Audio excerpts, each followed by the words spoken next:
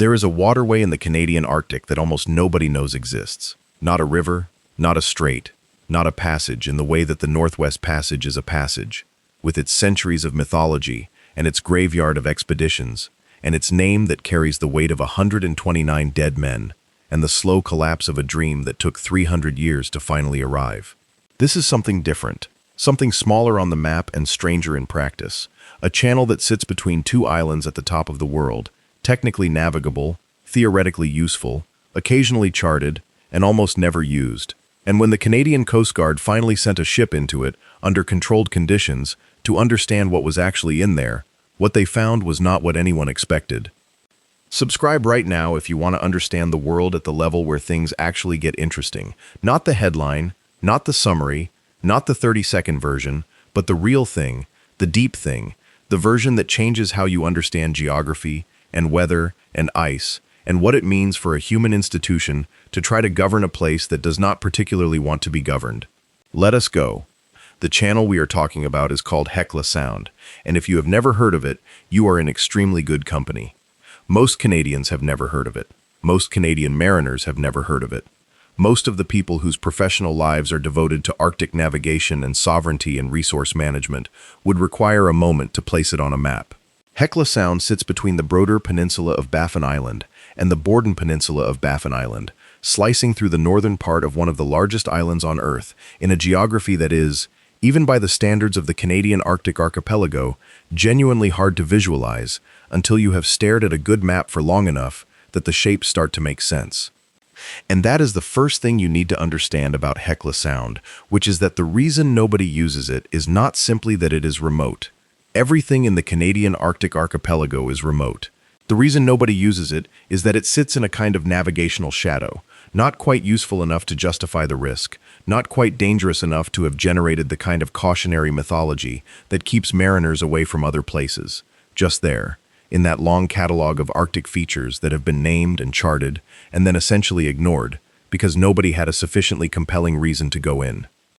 But the Canadian Coast Guard had a reason, and the reason was Canadian sovereignty. To understand why sovereignty matters here, in this particular way, in this particular channel, you need to understand something about how Canada thinks about the Arctic, and how that thinking has changed over the past 30 years in ways that are still accelerating. Because for most of Canadian history, the Arctic was understood primarily as a geographic fact, a vast northern territory that was definitely Canadian, unambiguously Canadian, and also essentially inaccessible to anyone who might dispute that fact, which meant that the dispute, if it existed at all, was largely theoretical. The ice did the work of sovereignty enforcement. Nobody could get there, so there was no meaningful question about who owned it. The ice is leaving. Not all of it, not everywhere, not permanently in every place, at least not yet. But the sea ice that made the Canadian Arctic archipelago essentially impenetrable to ordinary marine traffic for all but a few weeks of every year is retreating in ways that are now measurable, documented, satellite-confirmed, and profound in their implications. The Northwest Passage, which until the late 20th century was navigated with enormous difficulty by specially reinforced icebreakers operating at the edge of their capabilities, has in recent years been transited by cruise ships carrying wealthy tourists who are paying for the bragging rights of sailing a route that killed so many of the people who tried it before them. The transit is still not routine. The ice is still not gone, but the window is opening, and as it opens, all of those waterways that were previously governed by the simple physics of frozen water, which is to say governed absolutely, are now becoming the kind of places where legal frameworks and international disputes and navigation rights and environmental regulations and sovereignty claims actually have to function in the real world rather than just on paper. And Hecla Sound is one of those places, a place that is transitioning, slowly and then perhaps less slowly, from the category of theoretical waterway to the category of possible waterway. And when the Coast Guard sent their ship in, they were doing something that every government does when geography begins to shift under its feet. They were trying to understand what they actually had. Let me give you the geography more precisely, because it matters, and because the Arctic has a way of making geography feel abstract until you force yourself to be specific about it. Baffin Island is the 5th largest island in the world. It is roughly the size of Spain, which is a comparison that always surprises people because Baffin Island exists in that part of the mental map where everything is vague and frozen and interchangeable, while Spain is a country with cities and wine and a very specific shape that everyone recognizes. But Baffin Island is enormous, and its northern end, above the Arctic Circle, deeply indented with bays and sounds and inlets, is a landscape of extraordinary geological complexity. The Brodeur Peninsula juts northward from the main body of the island. The Navy Board Inlet separates the northeastern part of Baffin Island from Bylot Island. And in between these features, carved into the rock and ice of the northern island by processes of glaciation and erosion that operated for millions of years, is the narrow water of Hecla Sound. The name comes from one of the great geological anxieties of northern Europe. Hekla is the name of a volcano in Iceland that was for centuries considered one of the gateways to hell in Norse and broader northern European folk tradition. It erupts with enough regularity to have maintained its terrifying reputation across generations of people who lived within sight of it or within earshot of the stories about it. Why an Arctic sound between two peninsulas of a Canadian island was named after an Icelandic volcano is a question that leads you into the particular world of 19th century Arctic naming conventions, which were applied by British naval officers who were doing the surveying and who brought with them the cultural references of their particular time and place. The names scattered across the map of the Canadian Arctic reflect the obsessions and the social networks and the literary tastes of the Victorian Royal Navy, with a specificity that is sometimes charming and sometimes jarring, and always worth examining. There are admirals up there. There are cabinet ministers. There are geographical features in England and Scotland and Ireland that were being honored by transposition onto the completely different features of a completely different landscape on the other side of the world.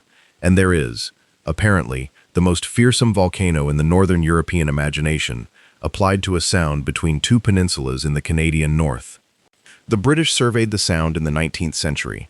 They named it, they noted its existence, and then they moved on, because in the calculus of 19th century Arctic exploration, Hecla Sound did not lead anywhere important. It was not part of the Northwest Passage in any of the various route configurations that explorers were attempting. It was not adjacent to any resource that the technology of the time could exploit. It was not strategically significant in the military sense. It was a sound, a named feature, an entry in the chart, and beyond that, essentially nothing. And for more than a century after it was named, essentially nothing is what it remained. The Inuit, who had lived in the region of northern Baffin Island for thousands of years before any British naval officer arrived to name things, knew this water. They knew its ice patterns. They knew its wildlife. They knew its dangers.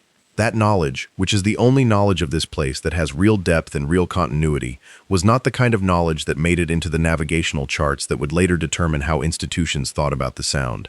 But it was there. It is still there, in communities on northern Baffin Island that have been navigating these waters in ways suited to their purposes, in their boats and on their sea ice, for longer than any chart has existed. Now, let us talk about what the Coast Guard ship actually encountered when it went in. Because this is where the story stops being about history and geography and starts being about the particular strangeness of trying to operate machinery in a place that was not designed for machinery, in conditions that the machinery was not quite designed for, doing work that turns out to be more complicated than it sounds when you describe it in a government report. The ship that made the passage was the CCGS Sir Wilfrid Laurier, a medium icebreaker and buoy tender that has spent decades working in the western Arctic and subarctic waters of Canada, a vessel with a crew that knows ice the way other mariners know currents and tides, knows it as a living variable, not a fixed obstacle, but an entity with moods and patterns and local personalities that change by season and by year and by the specific conditions of the particular passage on the particular day. The Laurier is not the largest or most powerful icebreaker in the Canadian fleet. That distinction belongs to the Louis S. St. Laurent, and after a long wait, eventually to the new polar icebreaker that has been promised, designed, contracted, delayed, reconsidered, and promised again over the course of a political saga that is its own kind of story. But the Laurier is capable, experienced, and crewed by people who have operated in conditions that would stop most vessels cold, which is the appropriate word. They entered Hecla Sound from the south. The approach itself requires navigation through waters that are, even in the relatively favorable conditions of late summer, complicated by ice that has come down from the north, by the particular bathymetry of the sound, meaning the depth and shape of the bottom, which in this region has been imperfectly charted, because imperfect charting is the universal condition of Arctic waters, where the combination of limited survey history, the sheer size of the area, and the logistical difficulty of operating survey equipment in ice-affected waters means that large portions of the bottom are known only in broad outline, with the detailed picture missing. This is not a small thing. Every navigator knows that a chart is a model of reality, not reality itself. The chart has a date of survey, and a method of survey, and a margin of error, and in well-traveled waters the chart has been checked and corrected and rechecked against the experience of the thousands of vessels that have passed over the charted area, noticing discrepancies, reporting shoals, correcting depths. In Hecla Sound, that iterative correction process has not happened. The chart reflects the survey as conducted decades ago, with the technology of that time, and it has not been meaningfully updated since, because the passage has not been meaningfully used since. So the Laurier was navigating with information that its officers understood to be incomplete, in water whose behavior they could not fully predict, with ice whose distribution was not known in advance, and which they were discovering as they moved into the Sound. The ice. Let us spend time on the ice, because the ice is the central character in every Arctic story, even when the story appears to be about something else. Ice in the Arctic is not one thing. It is many things that happen to share a phase of matter. There is first-year ice, which has formed in the preceding winter and has not yet survived a summer melt season, which means it tends to be thinner and less consolidated than older ice. There is multi-year ice, which has survived one or more melt seasons and has become progressively thicker and harder and more dangerous to a vessel, because it is denser than first-year ice and because it has been compressed and ridged by the forces of wind and current, acting on it over multiple seasons. There is fast ice, which is ice attached to the shore and essentially stationary, which a vessel can push against and use as a reference point. There is pack ice, which is drifting, moving with wind and current, potentially closing a lead that was open an hour ago or opening a passage that was closed yesterday. There is grease ice and fraisial ice and pancake ice and nælus, all of them names for specific stages of the process by which seawater transitions from liquid to frozen, each with its own navigational implications. What the Laurier found in Hecla Sound was a mixture of all of these, in proportions and configurations that the crew could not have predicted from the information available to them before entry, which is exactly the kind of situation that tests whether a ship and crew have the skill and the caution and the patience to navigate Arctic ice, which is different from the kind of courage that involves pushing through regardless and actually requires its opposite, the capacity to stop, to assess, to wait, to retreat if necessary, to treat the ice as the authority on what is possible rather than treating the plan as the authority. There were moments during the Laurier's transit of Hecla Sound when the ice closed across the path ahead and the ship had to hold position while the crew assessed whether the lead would reopen, whether there was a way around, whether the conditions were going to permit a continuation, or whether the smart and safe thing was to back out and try again, another day or another year. The Arctic does this. It presents you with a situation that looks navigable on Tuesday and is emphatically not navigable on Wednesday because the wind shifted 17 degrees and pushed the pack ice into exactly the wrong configuration. The Arctic does not care about your schedule. It does not care about your sovereignty claims. It does not care about the expectations of the government agency that authorized the operation, or the strategic importance of demonstrating that Canadian vessels can operate in Canadian waters. It cares, to the extent that a physical system can be said to care, only about its own dynamics. But they made it through. With patience and skill, and the accumulated experience of a crew that knew how to read ice, they made it through Hecla Sound. And what they found, what they documented, what they brought back, was a picture of a waterway that is more complex than its invisibility on the navigational register would suggest, more interesting than the blank space it occupies in the popular imagination of Arctic waters, and more consequential than either of those things might imply. The hydrographic data they collected was the first systematic data collected from that passage. Depths that had been estimated or interpolated or simply left as question marks on charts were now measured. The actual bottom topography of Hecla Sound, the shoals and the deeper channels and the underwater geography that a vessel must understand to navigate safely, was recorded with the precision of modern survey equipment rather than the estimation of 19th century lead lines. This data went into the National Hydrographic Database. It became part of the foundation of knowledge that future navigators, whether Coast Guard or commercial or military, will rely on if and when traffic through the Sound increases. And the ice data. The crew collected information about ice distribution and ice thickness and ice type that adds to the growing body of knowledge about how Arctic ice is behaving as the climate shifts, which is not academic knowledge, it is operational knowledge, the kind of knowledge that tells you whether a particular waterway is likely to be navigable in a particular season, and whether that season is getting longer or shorter, or more predictable or less predictable. The data from one transit is not sufficient to draw conclusions, but it is one more data point in a network of observations that, taken together, are beginning to reveal the shape of an Arctic that is changing faster than most models predicted. They also found wildlife, which should not be surprising, because wildlife finds its way into the most apparently inhospitable places with a reliability that is one of the genuinely humbling facts about the natural world. But the specific wildlife of Hecla Sound, documented by the ship's science crew during the transit, includes species that are markers of a healthy Arctic marine ecosystem and whose presence in these waters tells you something about the condition of a place that has been largely left alone by industrial activity, because industrial activity has largely been unable to get there. Narwhal. Let me stop on narwhal for a moment, because narwhal deserve at least a moment. They are one of those animals that sounds like something someone invented.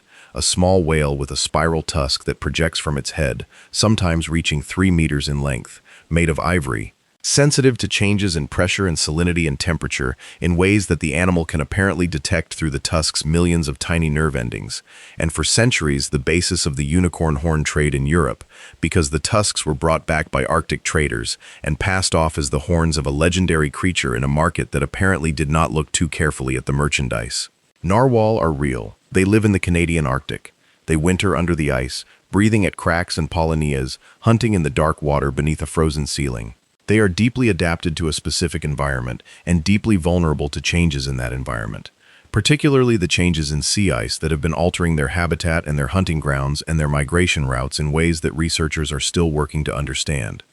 The narwhal that the Laurier's crew observed in Hecla Sound were doing what narwhal do, moving through the water, surfacing, diving, existing in a place with the specific calm of animals that have not been habituated to the presence of large metal vessels, because large metal vessels do not usually come to their particular stretch of the Arctic. The observation was documented, the location was noted, and this is one of the things that happens when you send a ship into a place that has not been surveyed before, or rather surveyed only once, poorly, generations ago. You discover that the place is alive. You discover that the apparent emptiness of the map is not an emptiness of the world. Belugas were observed as well, and bowhead whales. The bowhead is one of the most extraordinary animals in the Arctic for a reason that is not about its appearance or its behavior, but about its age. Bowhead whales live a very long time. Very long. There are bowhead whales alive today that carry harpoon heads in their bodies, old-style harpoon heads of the type that was used by Yankee whalers in the 19th century, which were found in the bodies of whales that were hunted in the late 20th and early 21st centuries. Those wounds had healed around the metal points, encased them in scar tissue, carried them for 100 years or more, because the whale carrying them had been alive for 100 years or more. There are bowhead whales that may be approaching 200 years in age. There are bowhead whales swimming in the waters of the Canadian Arctic right now, who were alive during the Franklin expedition, who were swimming these waters while John Franklin's ships were being crushed in the ice, and his men were dying on the ice, and the great tragedy of 19th century Arctic exploration was unfolding. The bowhead whales were there then. They are here now. They will be here after the arguments about sovereignty are resolved and the charts are updated, and the political meaning of Hecla Sound is finally determined. The wildlife observation data from the Laurier's transit was significant not only as a record of what is there, but as a baseline. Because one of the things that happens when a waterway goes from unused to used, even slightly used, even occasionally used, is that the wildlife responds. Some species avoid the sound of engines and the presence of vessels. Some are attracted to the disturbance. Some are affected by the noise in ways that interfere with communication and navigation and hunting, because many Arctic marine mammals depend on sound in a profound way, using echolocation or social calls or the detection of distant sounds to find food and navigate and maintain social bonds.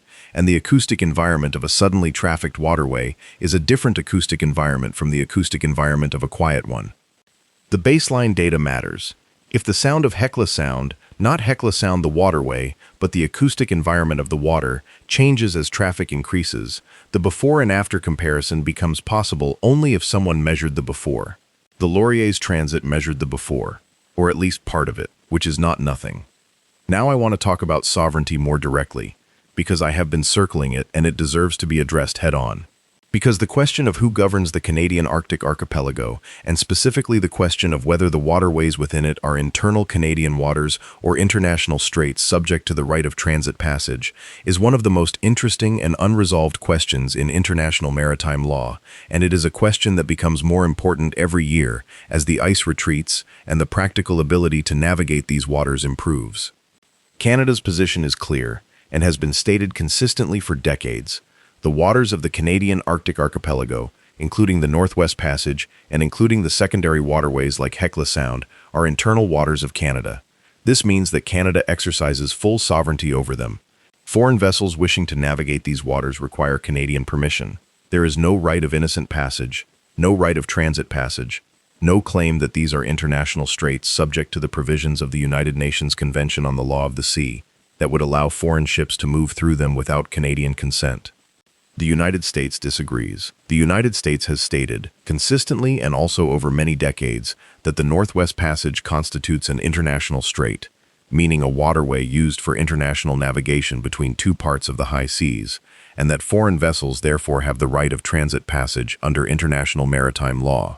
The United States has exercised this disagreement in practice by sending ships through the passage, including the icebreaker Manhattan in 1969, which was accompanied by a Canadian icebreaker but did not formally request Canadian permission, and the USS Polar Sea in 1985, which also transited without formally requesting permission and prompted Canada to formally declare its sovereignty over the waters in response.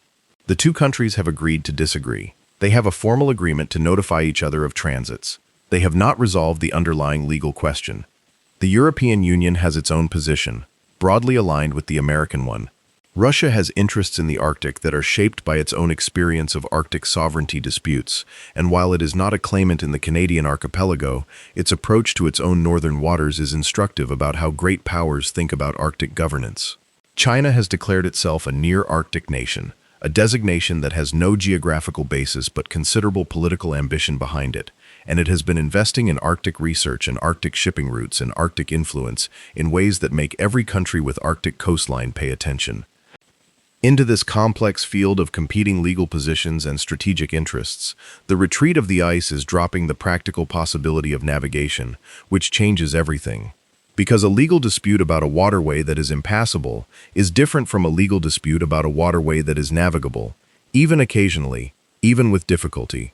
When the ice prevented transit, the legal question was essentially theoretical, or at least distant from the urgency of immediate operational reality.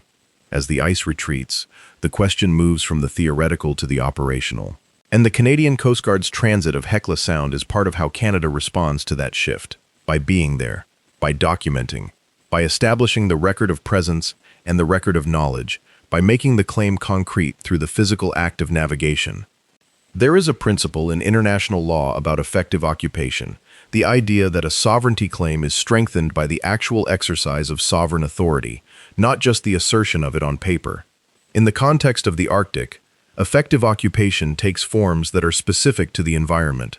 You cannot occupy most of the Canadian Arctic in the way you can occupy territory at lower latitudes. There are no cities to build, no roads to maintain, no permanent military installations to station troops in, across most of the archipelago. What you can do is navigate. You can survey, you can monitor, you can respond to incidents, you can maintain a presence that is intermittent but real, and you can build the infrastructure of knowledge, the charts, the ice data, the environmental baselines, that supports the exercise of authority over time.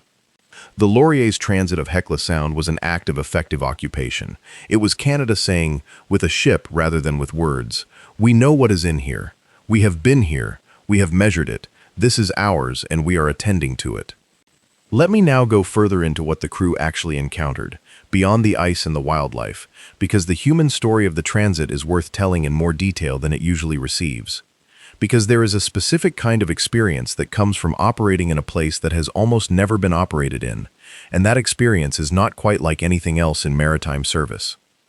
The officers on the bridge of the Laurier during the Hecla Sound transit were navigating with the chart as a reference and their own observation as the primary tool, which inverts the usual relationship between those two things. In most navigable waters, the chart is authoritative and the observation is confirmatory. You trust the chart to tell you where the bottom is, and you watch the depth sounder to confirm that the chart is accurate. In Hecla Sound, the chart could not be fully trusted, because the chart had not been verified by the kind of repeated use that builds confidence. So the depth sounder was primary, the radar was primary, the eyes of the crew scanning the water ahead were primary. The chart was context, not confirmation. This puts a specific kind of pressure on the people at the helm. It is not fear, exactly, or at least not the crude fear of danger, though the danger is real. It is the more complex experience of sustained attention without the comfort of established knowledge, the need to be present in a way that normal navigation does not quite demand. Every watch officer knows that you pay attention on the bridge, but in well-charted, well-traveled waters there is a scaffolding of prior knowledge that reduces the cognitive load of navigation and allows the attention to be somewhat distributed. In Hecla Sound, there was no scaffolding. The attention had to be total. The engineers below were managing their own version of this experience, because ice navigation places stresses on machinery that normal open water navigation does not. When a ship pushes through ice, it is not a smooth, continuous force. It is a series of impacts, varying in intensity depending on the thickness and the consistency of the ice. Each impact transmitted through the hull, into the structure of the ship, and into the machinery connected to that structure. Managing power in ice navigation requires constant adjustment, pulling back when the ice is heavier, pushing forward when the lead opens, balancing the need for momentum against the need to control the forces on the hull. The propulsion system is worked harder than it would be in open water, and the engineers who tend it are listening to the machinery the way the deck officers are reading the ice, interpreting sounds and readings, and the feel of the ship through the deck plates as information about what is happening. The cook was making meals. This seems trivial until you think about it, because the cook on a ship in difficult waters is doing something important. The rhythm of meals, the 3 times a day gathering in the mess, the food that is hot and familiar and not complicated by the strangeness of the environment outside, is one of the mechanisms by which crew cohesion is maintained during extended operations in places that are isolating in a very specific way. The Arctic is isolating not because it is lonely, though it can be, but because it is so completely outside normal human reference points. The scale of it, the silence of it, when the engines are throttled back. The quality of the light, which in the Arctic summer is a light that never quite becomes night, a light that persists through the hours when the brain expects darkness and rest. The cook's meals are normal, in a place where everything else is extreme, and that normality matters more than it would in different circumstances.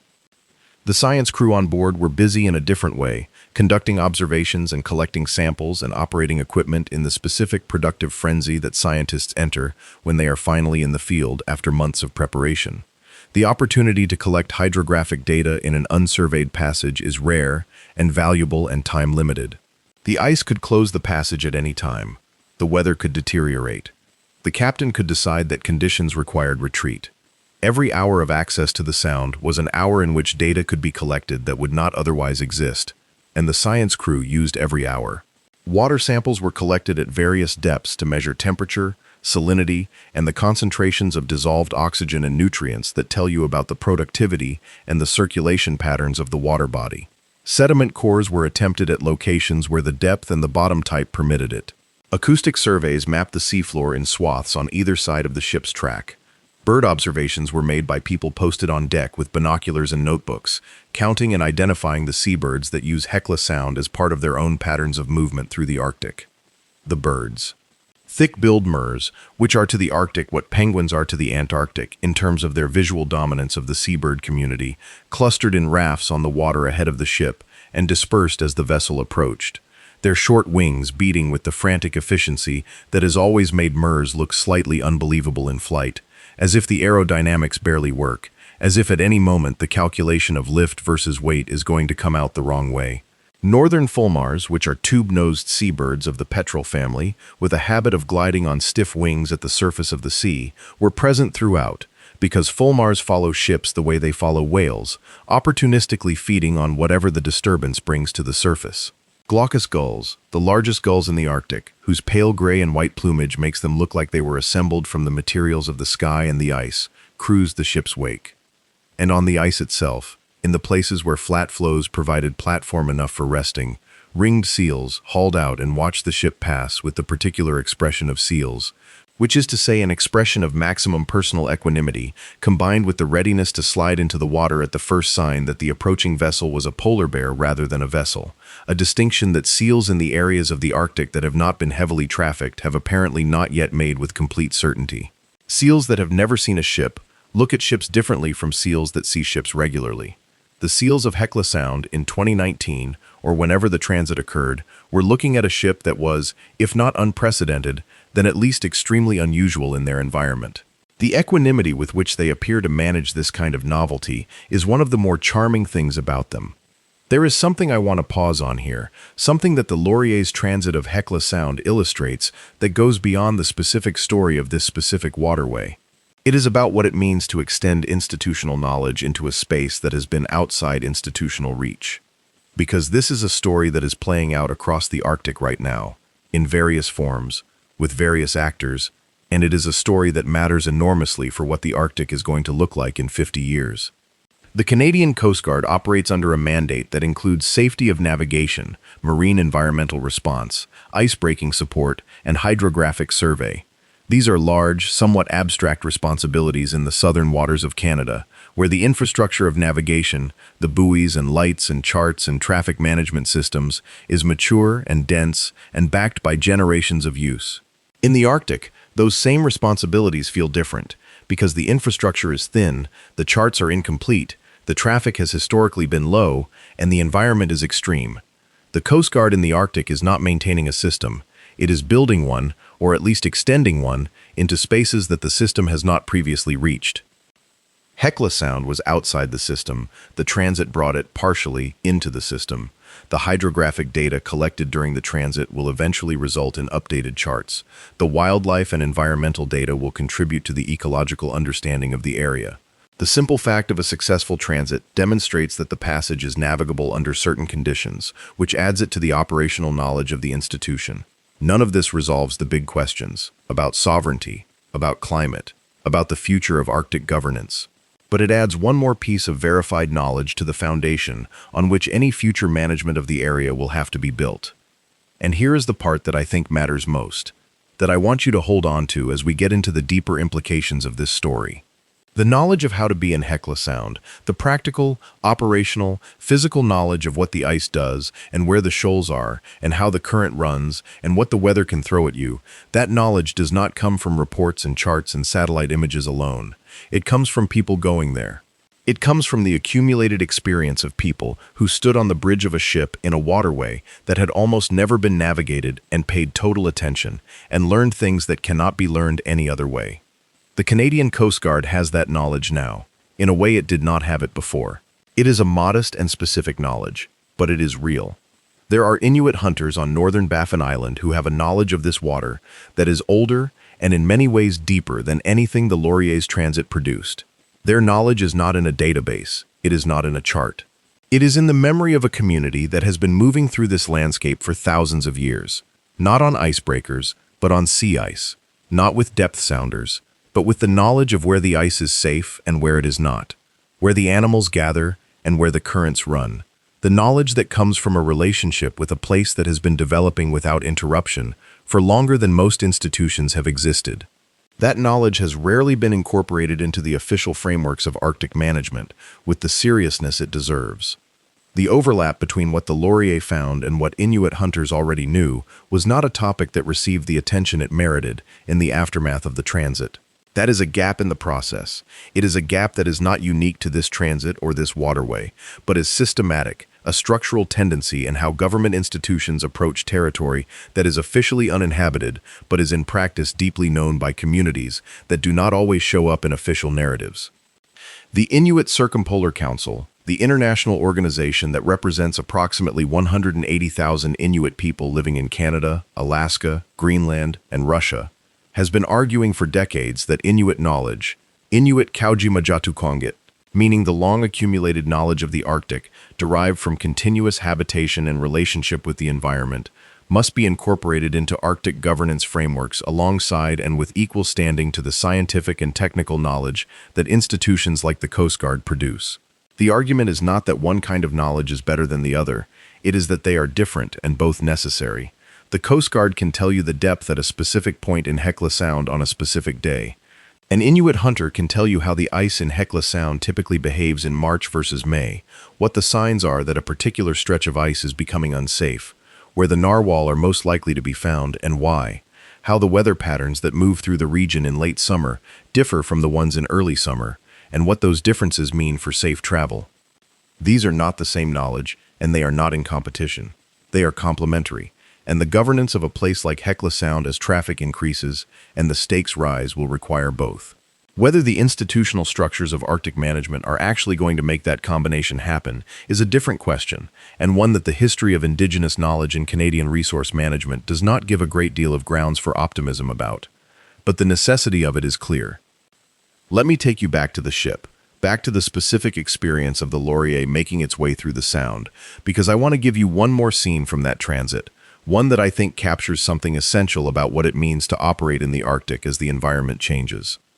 Late in the transit, after the most technically difficult stretches of the passage had been navigated, after the crew had managed the ice and the shallow sections, and the places where the chart was most uncertain, the Laurier emerged into a wider section of the Sound where the ice was thinner and the water was a color that Arctic water sometimes achieves in late summer.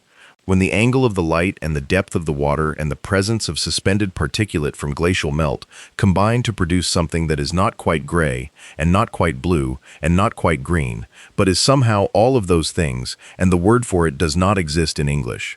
The ship slowed, partly for the science crew to collect samples, and partly because there was no urgency in that moment, because the passage was open ahead, and the conditions were as favorable as they had been at any point in the transit. And in that open water, under that particular light, there was nothing in any direction that was human-made. The horizon was ice and water, and the distant line of cliff that marked the edge of the peninsula. There was no ship traffic. There was no aircraft sound. There was no sign that anything other than physics and biology had ever operated here. And the crew of the Laurier stood in that for a while, in the specific silence